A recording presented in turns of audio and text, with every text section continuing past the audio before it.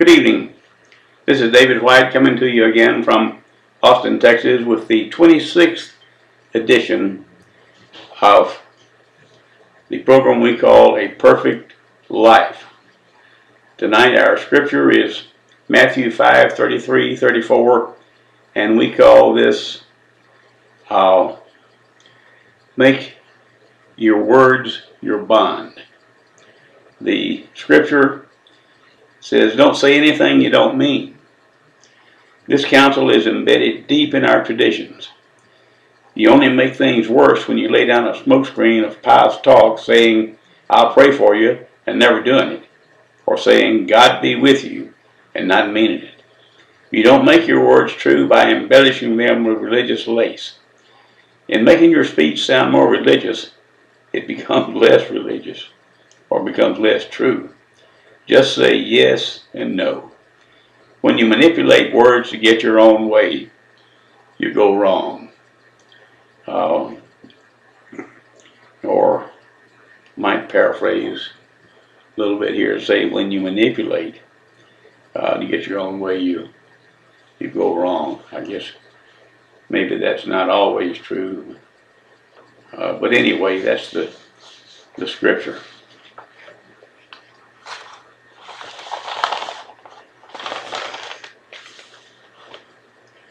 What's Jesus saying here? Well, make your word your bond is a term that we used to use when I was a boy. Heard it a lot. I don't hear it much anymore. Another way it can be said in short form is Jesus is just saying, live your life in honesty. Tell the truth. Speak truth in such a way that people will just automatically believe you when they know you. I believe that maybe the sweetest legacy that my brother John and I received from our daddy was this thing of a good name. Noah White's word was known as his bond. I've had that said to me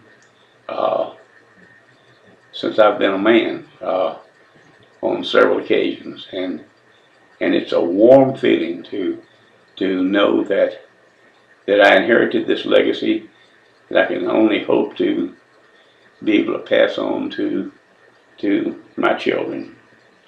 Now, this thing of telling the truth, Jesus is not saying here, I don't think, be absurd with it. Telling the truth can often be needlessly hurtful. For instance, if you see some little boy who just loves baseball, and he'd like to be a great shortstop, and he's just working at it, but he just doesn't have the physical ability. That's the truth. But what good does it serve to say, kid, well, you're never going to really do much with it because you just don't have the athleticism? That's just going to hurt him, and it just doesn't do anybody any good. When you could say the truth by telling him, I'm just blown away by your desire to play the game and to play it right. That's certainly beneficial and helpful for me to see. Thank you. We can always find something good to say about somebody without hurting them by telling some blunt truth.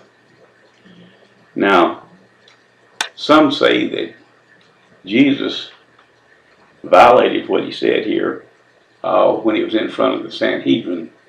I think it's over in the 26th chapter of Matthew, around the 60th, I don't know, 60th, 65th verse, somewhere in there. But as I read that, what happened was the chief priest of Sanhedrin said to Jesus, I put you on oath. Now, I don't know about you, but can't anybody put me on oath except he. So, if Jesus did violate it, it certainly wasn't of his own volition. Now there are a number of instances where Paul took oaths, and could get in trouble for this, but there's a number of instances where Paul did a lot of stuff that Jesus doesn't do. In fact, I have to confess that it seems that sometimes when there's a seeming conflict between Paul and Jesus, we look to Paul as the correct one, and I find that to be troubling, but that's not a part of our discussion tonight. So he says, live your life in such a way that people will want to emulate you, that they will believe you. Now there's another way or another thing that Jesus was talking about here, and that's this thing of religious denominations who require their young preachers to take an oath to always believe the company line, so to speak. This is a dangerous thing, and I think an insidious thing to require of young, impressionable minds. That they're taking an oath to never get away from their denomination's beliefs, and when their denomination's beliefs change, that they'll change their beliefs with it. I just don't think that's the way the human heart works. So this is another thing that I think Jesus was talking about.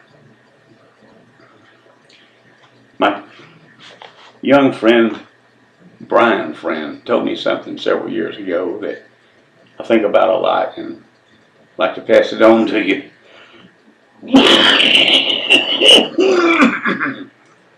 Brian said, if it's not true and not helpful, don't say it. If it is true but not helpful, don't say it. If it's not true but helpful, don't say it. If it is true and is helpful, wait for the right time and then say it. I find that there's a great deal of wisdom in that. Thank you, Brian. Appreciate you watching this time, and until next time, I hope you have a good time. Good night.